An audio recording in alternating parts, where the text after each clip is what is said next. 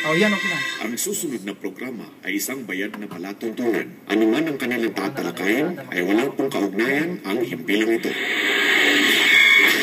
Talakayin ang katotohanan at tuntunang magbibigay linaw sa lahat ng isyong panrelihiyon sa buhay ng tao. Talakayin ang katotohanan, maging bukas ang isip at tanggapin ang katotohanan. Talakayin ang katotohanan, lahat ng relihiyon ay welcome sa palatuntunan ito. Huwag mahiyang makinig at magtanong sa Talakayin ang katotohanan. At ngayon, narito ang inyong lingkod, Brother Khalid Sanchez.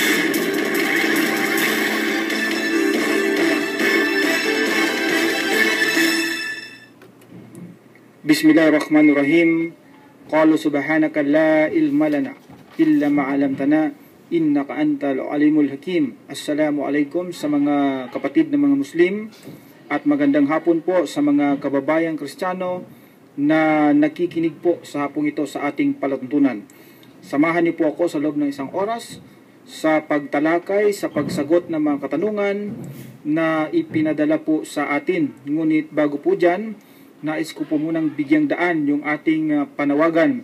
Ang atin pong tanggapan, ang Mindanao People Dawa Association, ay patuloy pa rin po sa kanyang pamamahagi ng libreng Islamikong babasahin. Ang ating tanggapan ay matatagpuan sa panulukan ng Ruales at Sinswat Street dito po sa lungsod ng Cotabato.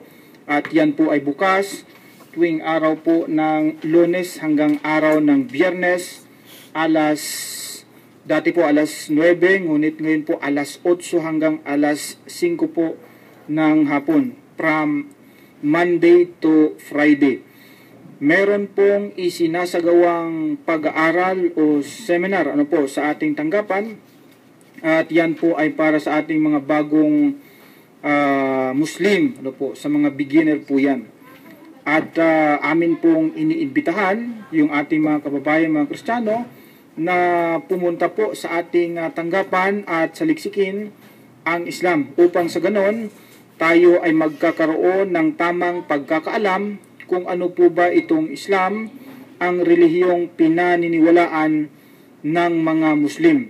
At meron na rin po tayong bubuksan na isa din pong branch ng Mindanao People Dawa Association dito sa Cotabato City. Yan po ay sa harap lamang ng Notre Dame University dito po sa lungsod ng Cotabato. Soon, bubuksan po yan. At at least yung ating mga kababayan na kung saan ay malapit po dyan sa naturang universidad, ay maaari po sila makabisit, makapunta, makabisita sa ating tanggapan at makapag-research patungkol sa pananampalatayang Islam. Sa ating mga taga-subaybay po, sa ating palatuntunan, ito po ay maaari na ring makita sa youtube.com. Ang gagawin po lamang ng ating mga kababayan ay i-search or i-type yung atin pong pangalan, Brother Khalid Sanchez, at doon po ay inyong makita ang iba't ibang title ng palatuntunan dito po sa 95.9 Hot FM na kung saan ay nasa YouTube na rin po. At sa mga kababayan naman po natin na nais pong magpadala o makibahagi ng ating palatuntunan, magpadala lamang po kayo ng inyong mga question. Ang atin pong text hotline ay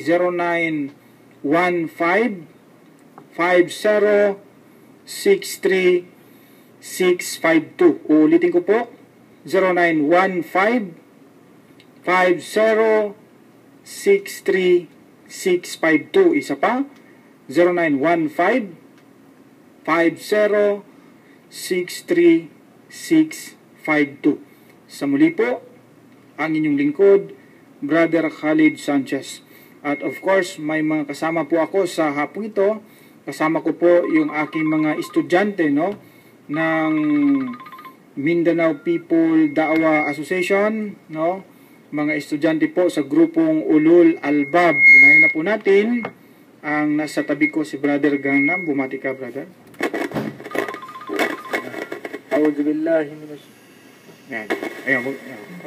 Okay. أعوذ بالله من الشيطان الرجيم بسم الله الرحمن الرحيم والصلاة والسلام على رسول الله أما بعد السلام عليكم ورحمة الله وبركاته.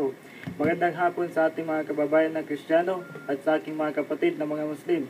Ngayong hapon po ay ating tatalakayin talakayin natin ang katotohanan. Samahan niyo po kami sa isang oras para po tayo ay magkakakuha ng kaalaman about po sa Islam. Yan. At of course, ang ating ipinagmamalaking tagabasa, si Brother Sugo. Bumati ka muna sa iyong mga fans, sa iyong mga taga-subaybay, Brother Sugo. Magandang hapon. Ilapit mo. Yan, sige. Magandang hapon sa aking mga fans dyan. Oh. At nagpapasalamat ako sa inyong suporta sa akin dito sa Hot FM. Bismillahirrahmanirrahim. Alhamdulillah Rabbil Alamin. Wassalatu wassalamu Rasulullah. Amma ba'du. Assalamualaikum warahmatullahi wabarakatuh.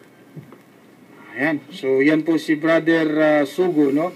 Ang advice ko nga po sa kanya mamaya ay mag-file na siya ng kanyang or mag-create siya ng kanyang Facebook account na ang pangalan ay Sugo Fans Club, no? Kasi meron na siyang mga fans dito po sa ating palatuntunan. Okay? At of course, kasama ko rin po sa hapong ito si Brother Chupael. Bumanti ka muna. Ha? Okay. Yan si Brother. Isang balik Islam din po yan. At of course, bisita natin, babatiin natin. Siya po isang Kristiyano. Siya po ay born again. Okay. Pangalan muna, pangalan. Pangalan mo, brother? Ako po si Richard. Richard, Alvarez. Okay. Anong religion mo, brother? Born again. Ngayon, born again. Okay. So, nandito ka para alamin ang Islam. Opo. Inshallah. So, mamaya, makinig ka lang dyan at pagkatapos mong mapakinggan ang lahat-lahat patungkol sa Islam dito sa ating palantunan, ay babalikan kita. Okay? Opo. Sige, dyan ka muna, brother. Yan si brother, magpakita ka dito sa video para makita ka. Okay, yan. Si brother, medyo ibaba na po. Yan, okay. Si brother Richard, no, Alvarez, isang born again. Okay? So, malapit na po, no? Talaga namang tayo ay nagka-countdown at ilang araw na lamang ay magsisimula na ang isang pinaka-aabangan ng ating mga kababayan, mga Kristiyano at mga kapatid na mga Muslim sa Usami City, ang debate, no po, sa pagitan ng Islam at ng Roman Catholic.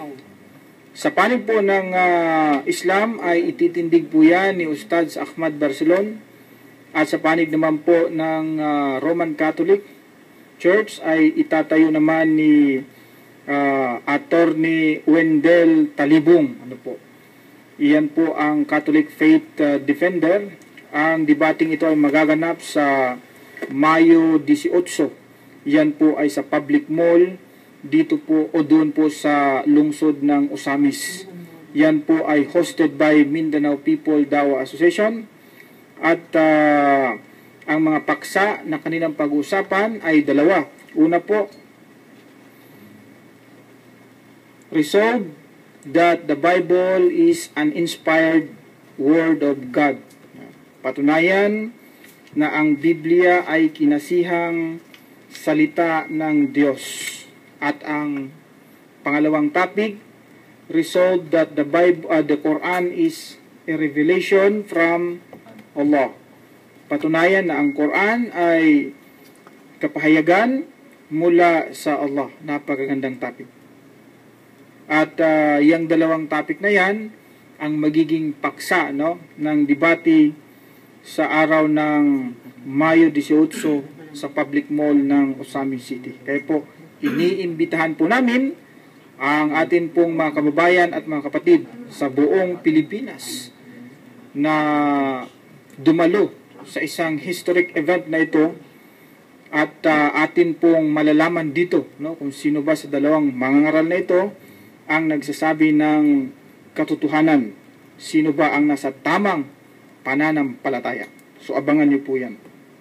Ready na ba yung aking mga kasama? Oo, ready na. Okay, ready na sila. Ang unang katanungan po na ating bibigyang daan sa hapong ito ay isang tanong mula po kay Texter 2813. Sabi niya, ano po ang kaibahan ng fasting ng mga Christian sa panahon ng Semana Santa at fasting ng mga Muslim? Maraming tanong niyo, bro. Oh, malapit na yung ating pag-aayuno, no? Sa yes, Doon piliin, inshallah, ang pag-ayuno ng mga Islam. yung unang araw niya. Oo, yung unang araw That niya. would be sa katapusan ng Hunyo, Oo. nitong taon na ito, yung Ramadan. So ang tanong po ng ating texter ay ano daw po ba ang kaibahan ng pag-aayuno o fasting ng mga Kristiyano sa panahon ng Semana Santa at ng mga Muslim? Ano daw po ba ang kaibahan? Actually, malaki po ang kanyang kaibahan sapagkat kung titignan po natin, no? Kung titignan po natin itong sinasabing pag-ayuno ng ating mga kababayang mga Kristiyano sa panahon po ng Semana Santa, ngayon po ay Black Saturday nila, no? April 18 po ngayon. 19 pala, no? Black Saturday. Bukas yung ano nila, yung linggo ng pagkabuhay, no? So, ang tanong niya ay ano raw ba ang kaibahan ng fasting o pag-aayuno ng mga Christian sa panahon ng Semana Santa at ng fasting ng mga Muslim? Malaki po ang kaibahan. Una po, ang pag-aayuno sa Islam, ito po ay hindi pagkain at hindi pag-inom. Take note po, yung pag-fast, yung fasting po sa Islam, ito po ay pag-iwas sa pagkain at sa pag-inom. Ano po? Tama. At ang pag-ayuno sa Islam, ito po ay ipinag-utos ng Allah. Ang utos na ito. Basahin natin ang isang talata sa chapter 2. Ang talata ay 183, Brother Gannam. أعوذ بالله من الشيطان الرجيم يا أيها الذين آمنوا كتب عليكم الصيام كما كتب على الذين من قبلكم لعلكم تتقون. Ang pinakamalapit na pagkakatagalog, Brother Sugo. Bismillah.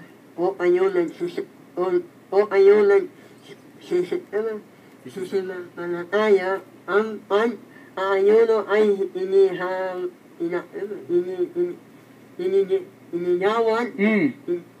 inalagya sa inyo na anayanin naman ng pag-alaga sa mga nanguna sa inyo upang kayo ay maging al-muttaqun, magkaroon ng pagpipigil sa sarili, may abaralan, kabutihan, at katuwiran, at intiman. Yan. Napakaganda po ng kanyang kahulugan, ano? O kayong mananampalataya, sabi ng Allah. Ang pag-ayuno ay iginawad o itinalaga sa inyo, no? Kutiba alaykumus siyam. Kagaya rin naman ng pagtatalaga sa mga nauna sa inyo. Kama kutiba alal ladina min qablikum, sabi niya. Upang kayo ay magiging al-muttaqun, no? Magiging righteous. La'allakum tattaqun, sabi ng Allah. Una po, ito ay utos ng Allah, ang pag-ayuno sa Islam. Pangalawa po, ang pag-ayuno sa Islam, ito po yung pag-control sa pagkain, hindi pagkain, at hindi rin po pag-inom mula po sa umaga hanggang sa pagsapit ng gabi. Ano po? Samantalang, ang pag-ayuno naman po, sinasabing pag-ayuno ng ating mga kababayang mga Kristiyano sa panahon ng Semana Santa, actually hindi po ito matawag na pag-ayuno, kundi ito po ay abstinence, no?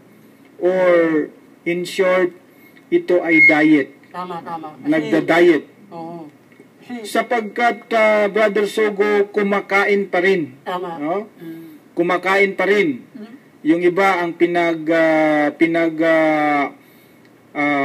pinagtitripan nilang kainin ay yung binignit, sabi nilang yung ano ba yun? Yung sindol sa sa Maguindanao, no? Oo.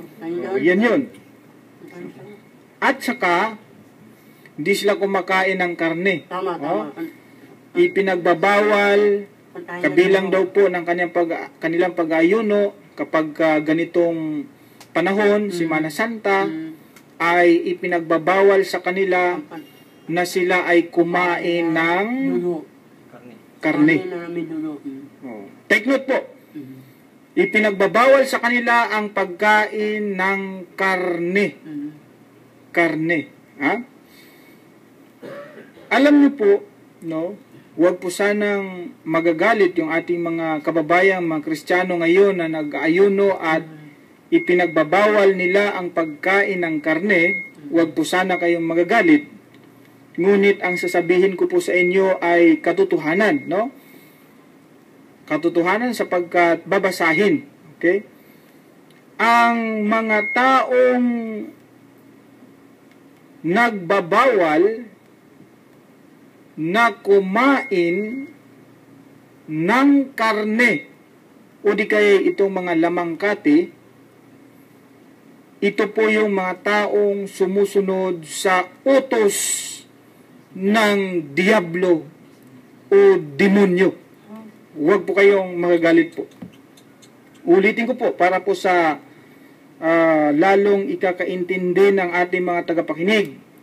Lalong-lalo na sa mga nag-aayuno ngayon na ang kanilang pagkakaintindi ay ang hindi pagkain o pagbabawal na kumain ng karne. Ulitin ko po. Ang nagbabawal na kumain ng karne ay mga taong sumusunod sa utos ng demonyo o diablo. Meron po bang patunay? Meron po.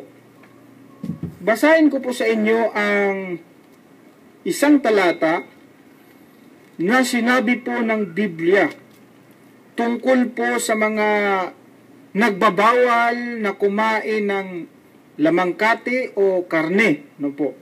Ito po ang pagkakasabi, no, sa aklat o sa sulat ni Pablo kay Timoteo, ang unang Timoteo, ang talata po or ang kabanata ay 4, ang talata ay 1 at sa 3. At ganito po ang pagkakasabi. Babasahin ko po. Ngunit hayag na sinasabi ng Espiritu na sa mga huling panahon ang iba'y magsisitalikod sa pananampalataya at mga kikinig sa mga espiritong mapanghikayat at sa mga aral ng demonyo. 3. Ano ba ang aral ng demonyo? Ito po ang aral ng demonyo sa 3. Na ipinagbabawal ang pag-aasawa at ipinag-uutos na huwag kumain ng karne. Ang liwanag po yan sa Biblia. Ito daw pong mga sumusunod sa utos ng demonyo.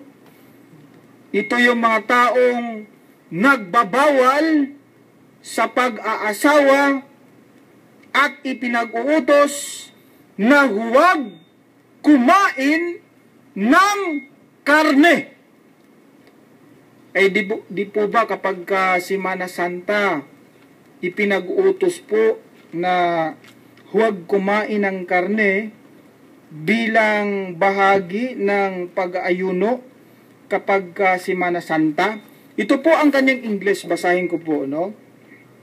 1 Timoteo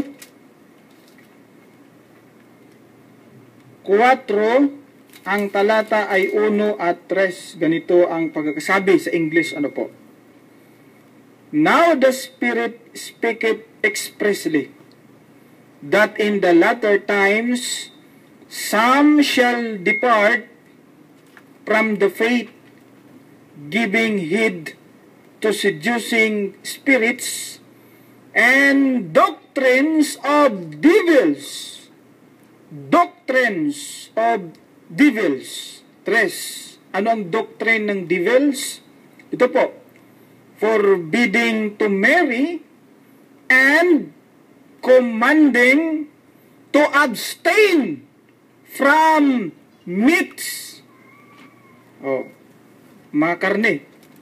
Nasa Biblia po yan. So, ang layo po ng diferensya ng pag-aayuno sa Islam at ng pag-aayuno ng mga Kristiyano sa panahon ng Semana Santa. Unang pagkakaiba, ang pag-aayuno po sa Islam, ito ay utos ng Allah. Si Allah nag-utos niyan, hindi demonyo. Tama. Samantalang ang pag-aayuno po ng mga kababayan, mga Kristiyano, na kung saan ang kabilang po dyan ay ang pag-abstain sa pagkain ng karne, ito po ay utos ng demonyo ayon sa Biblia. Nabasa po natin. At hindi po lingid sa ating kaalaman na marami po ngayong mga Kristiyano ang nagsasabing nag-aayuno at kabilang nga po dyan ang hindi nila pagkain, ipinagbabawal nila, ipinag-utos sa kanila na lumayo sa pagkain ng karne. At ayon po sa Biblia, ito ay doktrina, ito ay utos, ito ay aral. Ito ay utos ng demonyo. Ayon po sa Biblia. Yan po ang kanyang kaibahan. Sa Islam po, ang karne na ipinagbabawal ay ang baboy sapagkat maliwanag po na sinasabi yan sa Quran at maging sa Biblia. Ngunit, itong mga karne na mabubuti, hindi dapat ipagbawal yan. Kasi nga pwedeng kainin bakit mo naman ipagbawal yung isang bagay na maaring kainin, Brother Ganam? Di ba yan ang sabi ng Diyos? Ipinag-utos na lumayo sa mga lamangkati o karne na nilalang ng Diyos upang tanggapin ng may pagpapasalamat. Kasi mabuti yan Ngayon, ang point po dito is yung pagkakaiba niya. At ang pagkakaiba ay napakaliwanag. Sa Islam, ang pag-ayuno, utos ng Diyos. At ang pag-ayuno naman sa kabila, ito pala ay utos ng demonyo. At hindi po ako nagsabi, Mismo ang Biblia po ang nagsabi niya. Yan po ang aking kasagutan. Mula naman po kay Texter, ito muna. Texter 3294, Good PM Brad, musta po kayo? Pumunta po ba kayo at ang mga kasama mo sa NPDA sa symposium noong April 14 sa Al-Noor? Di ko po kasi kayo nakita. Ang nakita ko lang doon ay sino yon? At yung iba pa, maganda pala mag-guest si Brad Wael Ibrahim. Siya po kasi ang sponsor doon. Alam niyo po ba Brad, ang dami ko pong natutunan doon. Masarap po sa pakiramdam na nakarinig o narinig ang mga usyatan from Janela ng ORC. Alhamdulillah, sister. Actually, andun din po ako. Iwan ko lang ito sa dalawang kasama ko. Andun kayo, brother? Andun kayo? Andun kami bro. Andun kayo, brother? Okay, alhamdulillah. Andun ako. Hindi nyo lang ako nakita dahil doon ako sa tabi-tabi. Hindi naman, pero Mamasid-masid. hindi lang talaga tayo na center of hindi lang tayo. attraction, no? Nakikinig lang tayo kasi masarap kasi sa mga ganyang mga usapin, may reward sa Allah Tama. kapag ikay nakikinig sa mga ganyang pag-uusap. Tama. Okay. Mula po kay Texter 5655, Salam, ako nga pala si Donald Daguman. May katanungan lang ako. Bago nga pala ako magtanong, hi nga pala kay Ladsok. Ladsok? Ha? Ladsak ito? Okay. Ano nga ba ang kaibahan sa Muslim at Christian sa pagsamba? Ito, kaibahan naman sa pagsamba sa Christian at sa Muslim. Malaki rin po ang kanyang kaibahan sapagkat unang-una po sa Islam, ang sinasamba po dito ay ang Diyos ni Kristo na si Allah. Tama. At sa Christian po, ang sinasamba dito ay yung si Jesus Christ, no? Si Kristo, yung ang sinasamba. Tama. So yun po ang malaking pagkakaiba. At kung itatanong mo sa akin kung alin ang tama, of course, ang tama po dyan, yaong sumamba sa Diyos ni Jesus Christ na walang iba kundi si Allah. Sapagkat kailanman si Kristo ay hindi siya nagpakilala na siya ay Diyos, Brother Sugo. Tandaan mo yan na brother and sister, ano po, sa mga kababayan, mga Kristiyano. Si Kristo po ay hindi nagpakilala na siya ay Diyos. Tama.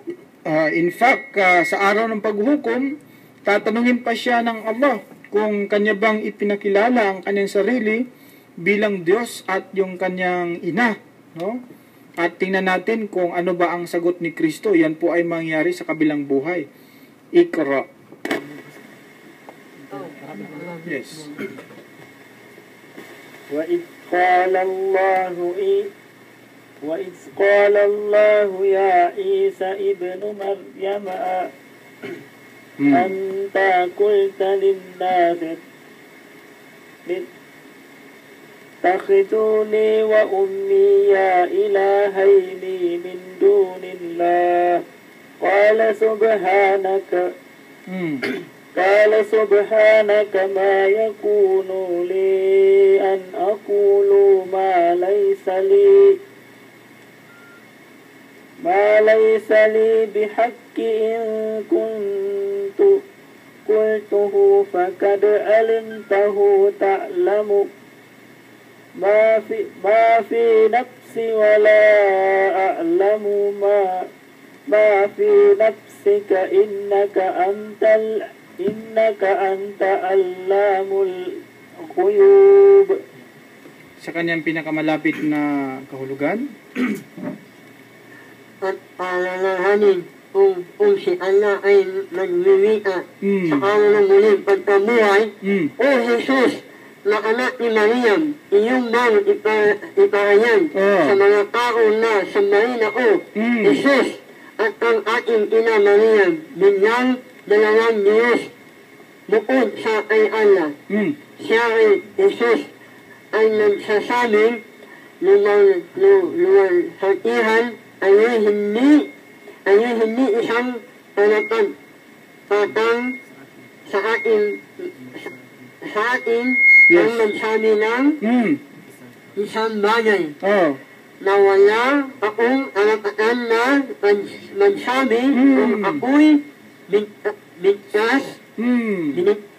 binigkas ang gayon bagay at katuwanan inyong ako ay inyong mamamatid at talos ninyo kung ano ang nasa ating kalooban.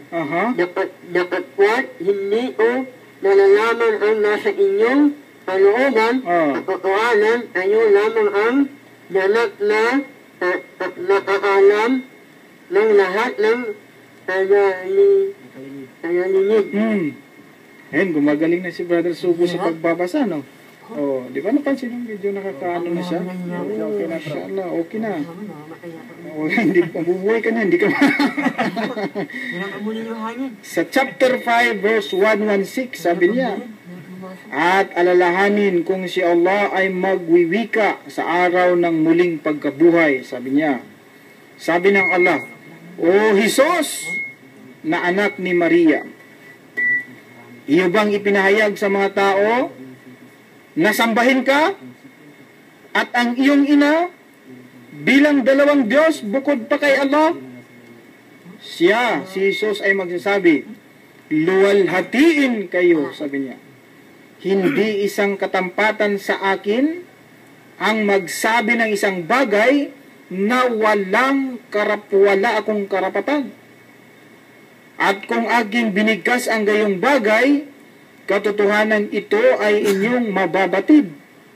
Talos ninyo kung ano ang nasa aking kalooban, datapwat hindi ko nalalaman ang nasa iyong kalooban. Katotohanan kayo lamang ang ganap na nakakaalam ng lahat ng nakalinghid. Ito po ay pag-uusap sa pagitan ng Allah at ni Jesucristo sa araw ng paghuhukom na sinabi o ipinahayag ng Allah sa maluwalhating Quran. Magkakaroon pala, Brother Sugo Gangnam, ng tinatawag na pagtatanong, no? Tatanungin niya si Kristo kung sinabi mo ni Kristo sa mga tao na siya ay sambahin bilang Diyos, pati yung kanyang ina. Kita mo ngayon, Mary, the Mother of God. Sinasamba na rin si Maria ngayon bilang kasi siya ang Mother of God. So, ano ba ang sinasabi pala ni Kristo nung siya ay nasa lupa? Ano ba ang kanyang sinasabi? Sinasabi niya ba na siya ay Diyos at dapat simbahin? Yun ba ang sinasabi ni Kristo nung siya ay nasa lupa? Alamin natin, itutuloy natin ang talata sa 117. Iqra. Ma qultu lahum illa ma amartani bihi an i'budullah rabbi wa rabbukum wa kuntu alaihim shahidan ma dumtu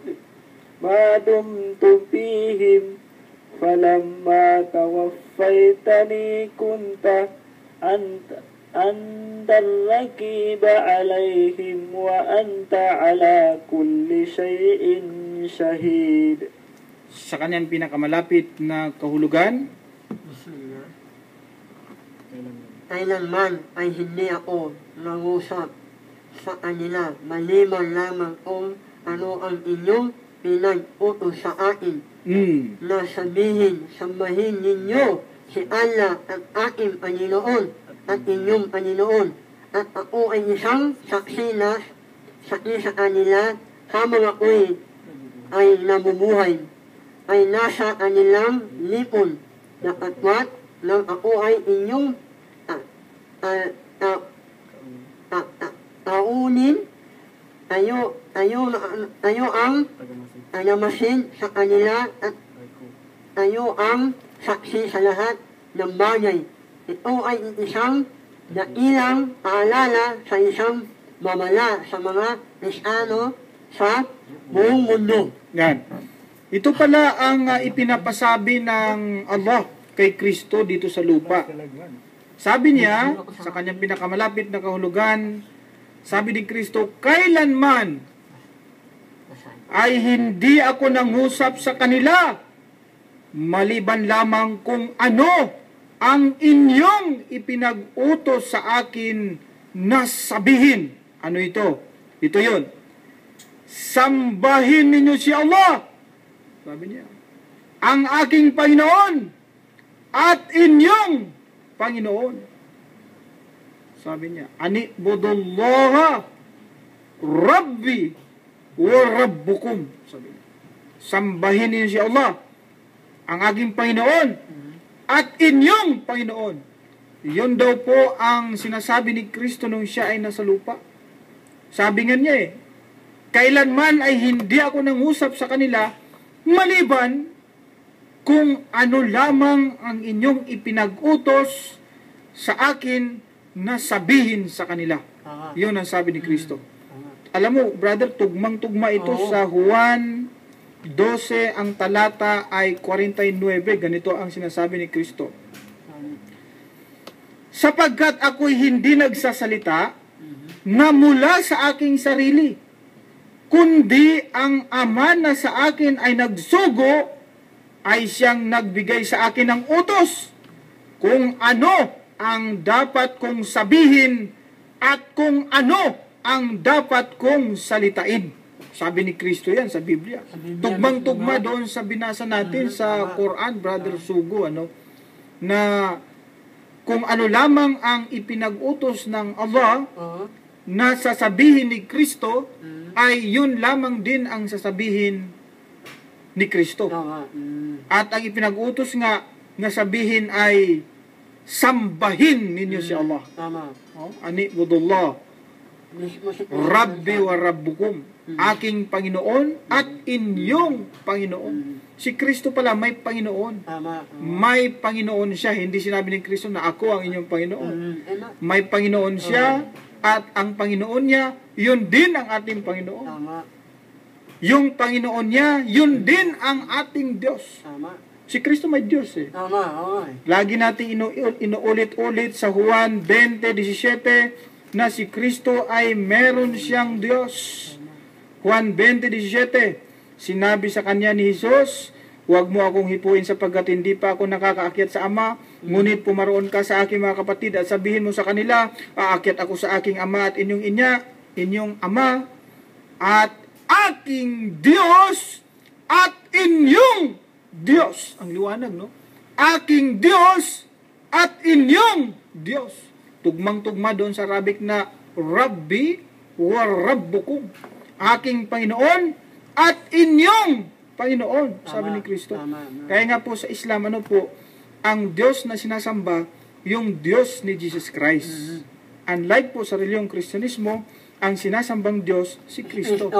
Hindi po Diyos si Kristo. Si Kristo hindi naipako sa krus. Kailanman hindi siya nagpakilalang Diyos, hindi rin po siya naipako sa krus. Mula po kay Texter 6690, magandang hapon bro, may tanong lang ako. May kaibigan ako na isang Kristiyano, pumunta ako sa birthday niya. Tapos nakakain at nakainom ako ng haram. Na hindi ko sinasadya. Ano po ba ang kaparusahan doon? By Shena ng Dato Piang. Babae pala to. May kaibigan daw siya na isang Kristiyano. Tindi, no?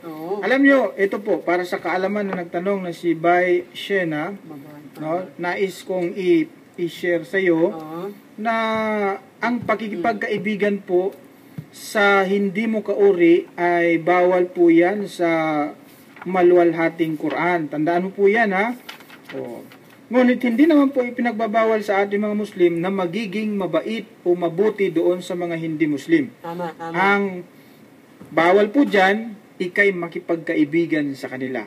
Chapter 5, ang talata ay 51 ng Quran. Iqra. Ya ayyuhalladhina amanu la tattakhidhu al-yahuda wan-nasara awliya ba'duhum awliya'u ba'di. Yan. وَمَنْ يَتَوَلَّهُمْ مِنْكُمْ فَإِنَّهُ مِنْهُمْ إِنَّ اللَّهَ لَا يَهْدِي الْقَوْمَ الظَّالِمِينَ. Sa kanyang pinakamalapit na kahulugan, Brother Sugo. O ayun nagsisimanataya, huwag ninyo ang iniin ang mga Hunyo at Kristiyano bilang awliya at kaibigan na nakangalaya at tulong sila ay awliya lamang sa bawat isa sa kanilang lipon. Yan, okay. Okay na yun. So, ito ang sabi ng Allah. Sabi niya, kayong mananampalataya, ya ayyuhalladhina amanu, sabi niya, huwag ninyong tangkilikin ang mga Hudyo at Kristiyano bilang awliya. Ang kanyang pinakamalapit na kahulugan sa awliya ay kaibigan, tagapangalaga, katulong, sabi niya. Sila ay awliya lamang sa bawat isa sa kanilang lipon. Alam mismo nagsabi noon, huwag mo silang tangkilikin bilang kaibigan. Maaring marami po ang masasaktan sapagkat marami sa atin may mga kaibigan mga Kristiyano Tama, tama. na hindi po natin alam na ito pala ipinagbabawal ng ating maluwalhating Quran. Ngunit, hindi naman ipinagbabawal na magiging mabuti ka sa kanila. Tama, tama. Yung pagkipagkaibigan kasi, dapat pipiliin mo yung kaibigan mo. Sabi nga ni Jose Rizal, tell me who your friends are, and I will tell you who you are. Diba? Sabi ni Rizal, sabihin mo sa akin kung sino ang kaibigan mo. Sasabihin ko rin kung sino ka.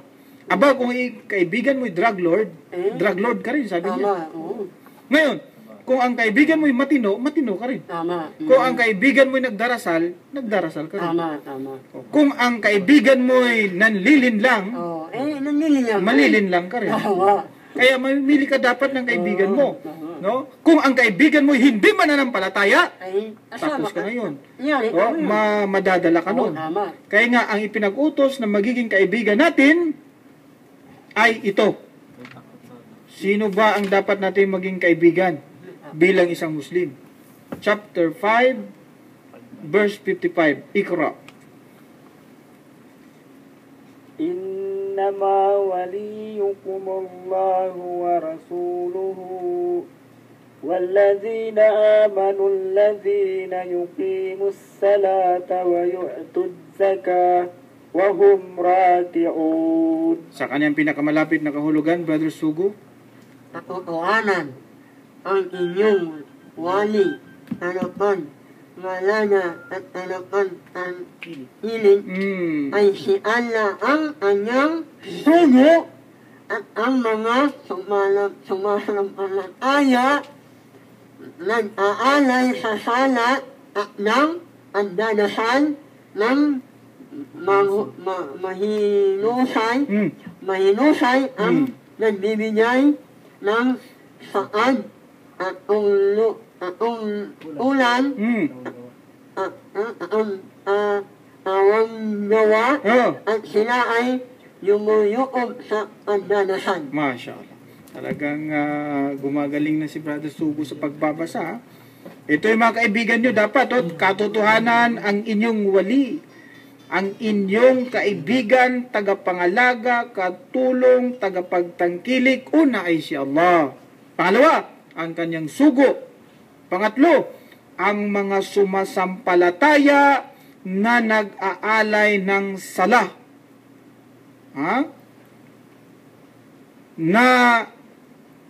Nang mahinusay at nagbibigay ng zakah. At sila ay yumuyukod sa pagdarasal. Ngayon, tanong, pinahabol na tanong mula kay Texter 6791. Bakit hindi pwede makipagkaibigan sa Christian? Simple lang po. Eto, tingnan mo anong nangyari kay Shena. Balikan ko siya. Sabi niya, magandang hapon bro. May tanong lang ako. May kaibigan ako na isang Kristiyano. Ayun. So nagkaroon siya ng kaibigang Kristiyano. Siya ay isang mananampalataya. Anong nangyari sa kanya? Ito nangyari sa kanya. Pumunta ako sa birthday niya.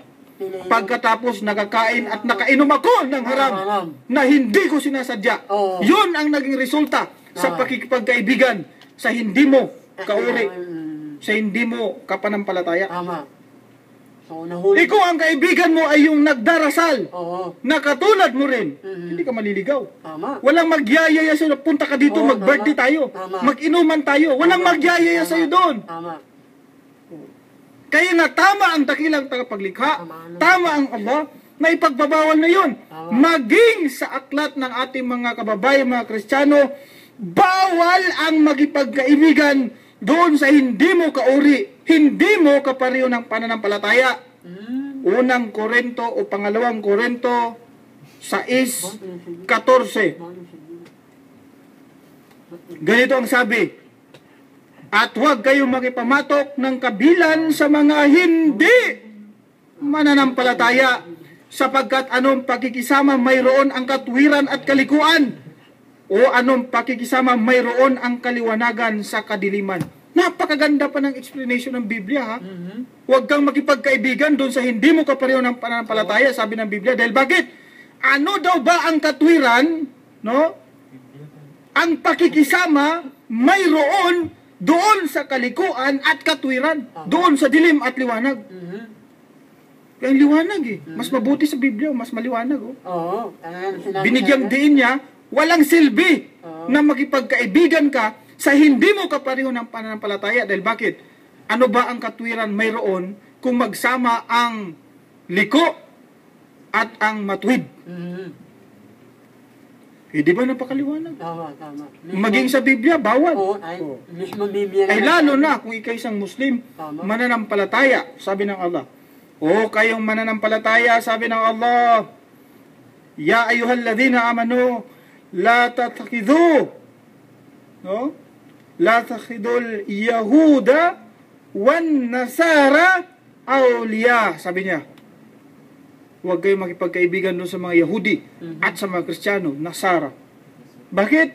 Sila ay awliya lamang sa kanilang lipod. Ngunit, hindi ibig sabihin na hindi ka makipagkaibigan sa kanila, ay hindi ka na magiging mabuti sa kanila. No? In fact, dapat ay magiging mabuti tayo sa kanila. Sapagkat ang kabutihan sa kapwa, hindi ito eksklusibo na para lamang sa mga kapatid mo, mga Muslim. Dapat ay maging mabuti ka rin sa kanila, pakitunguhan mo sila ng kabutihan, lalong-lalo na doon sa mga taong hindi naman nakikipag-away sa iyo. Iqra, chapter 60, ang talata ay 8.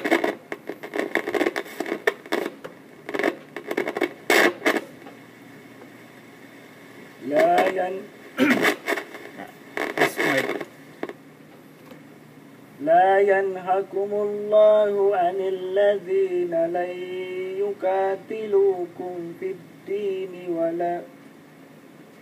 ولم يخرجكم من دياركم أن تبروهم وتقسطوا إليهم إن الله يحب المقسطين.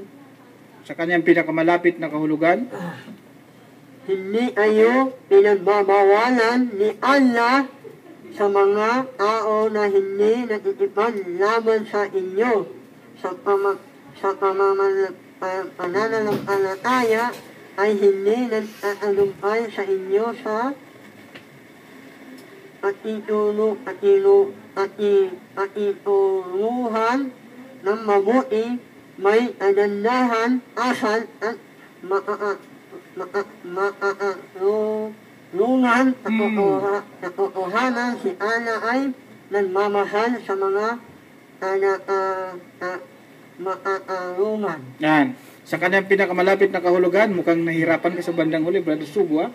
Hindi kayo pinagbabawalan ni Allah sa mga tao na hindi nakikipaglaban sa inyo sa pananampalataya at hindi nagtataboy sa inyo sa inyong mga tahanan, na sila ay inyong pakitunguhan ng mabuti at makatarungan. Katotohanan si Allah ay nagmamahal sa mga makatarungan. Sabi ng Allah, hindi bawal na makitungo ka sa kanila na may kabutihan at maging makatarungan ka sa kanila.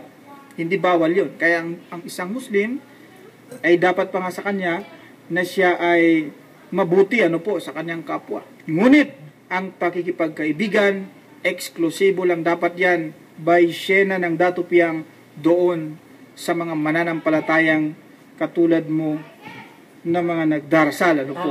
Dahil kung ang kaibigan mo ay hindi mananampalataya, hihilahin ka niya doon sa paggawa ng kasamaan. Tingnan mo, ano nangyari sa'yo?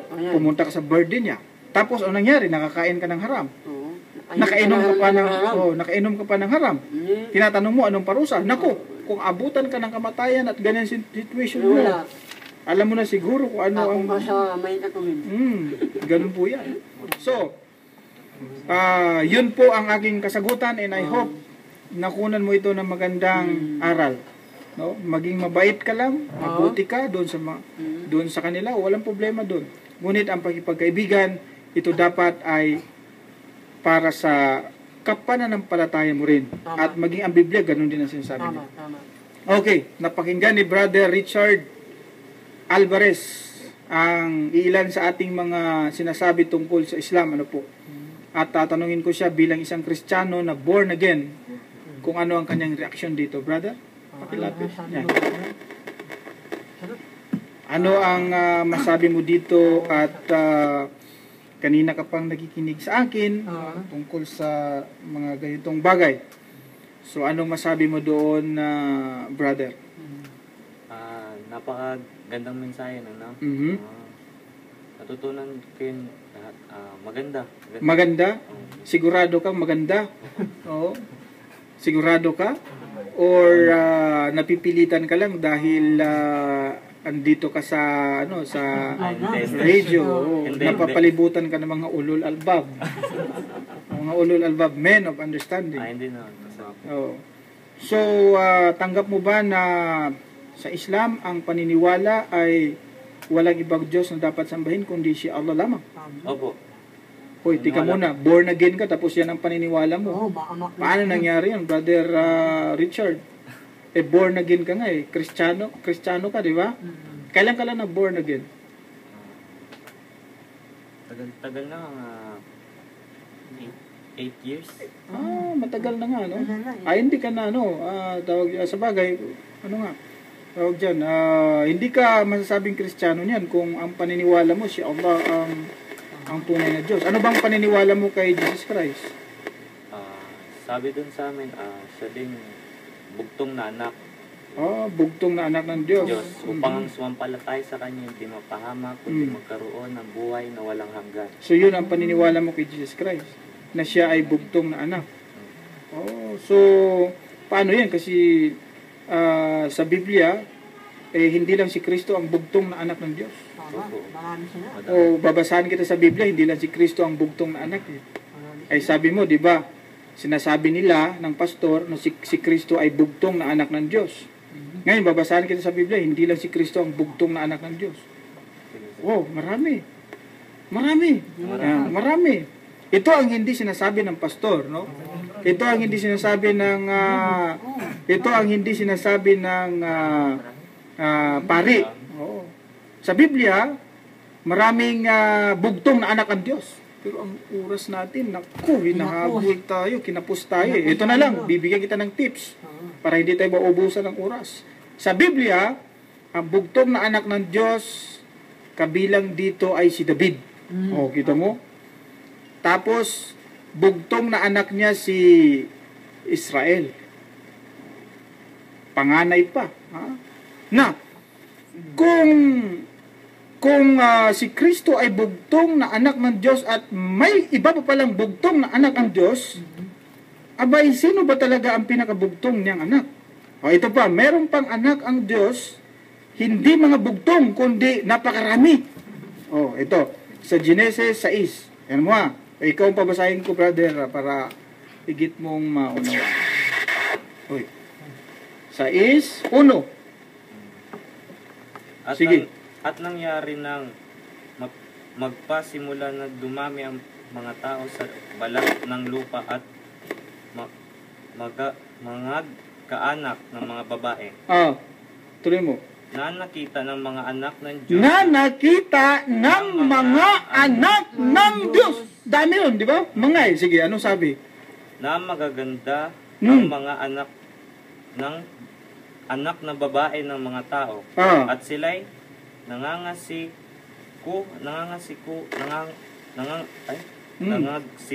ng kani-kanyang asawa sa lahat ng kanilang pinili. Kita mo? Yun, mga anak ng Diyos yan. Sa Genesis 6:1, sabi niya. At nangyari nang magpasimula na dumami ang mga tao sa balat ng lupa at mga kaanak ng mga babae na nakita ng mga anak ng Diyos. Kung si Kristo ay bugtong na anak ng Diyos, abay dapat walang ibang anak ang Diyos. Bakit dito, mga anak ng Diyos? Hindi ito tinuturo ng pastor mo, Brother Richard. Kaya I suggest na ikay yayakap sa Islam. Handa ka bang papasok sa Islam, brother? Opo. Alhamdulillah. Okay. So dahil wala na tayong oras at tinitiyak ko na tayo ay kakapusin sa oras, siguro ang pinakamainam nito at yamang nasabi mo na ikay naniniwala na si Allah ang tunay na Diyos, no? Ngayon, hindi ka na maniwala na si Kristo ay bugtong na anak ng Diyos. Sapagkat yan ay hindi naman talaga anak ng Diyos si Kristo. no?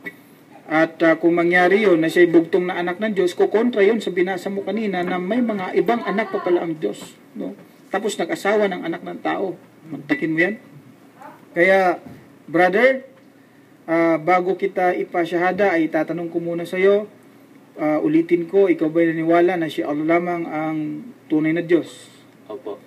Ikaw ba ay naniwala na si Kristo ay hindi bugtong na anak ng Diyos? Opo. Hindi rin siya Diyos? Opo. Ikaw ba ay maniniwala na si Muhammad sallallahu alaihi wasallam ay propeta, sugo ng Allah? Opo. So, sa lahat ng yan, kung yan ang paniniwala mo, ikay ang paniniwala mo ay paniniwala ng isang Muslim. So, sundin mo, brother, yung aking sasabihin bilang isang born again na yayakap sa Islam. Sundin mo, brother, ha? Opo. Sige. Ashhadu. Asyhadu. Siguro dito ka banda, brother, para makita ka rin sa... tapos, iganon mo yung... Ilapit mo yung...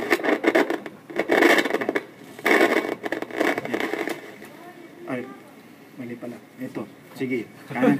Mali. Sige. Sige. Ashhadu Asyhadu alla alla ilaha ilaha illallah illallah wa ashhadu wa asyhadu anna anna Muhammad Muhammad Rasulullah. Rasulullah.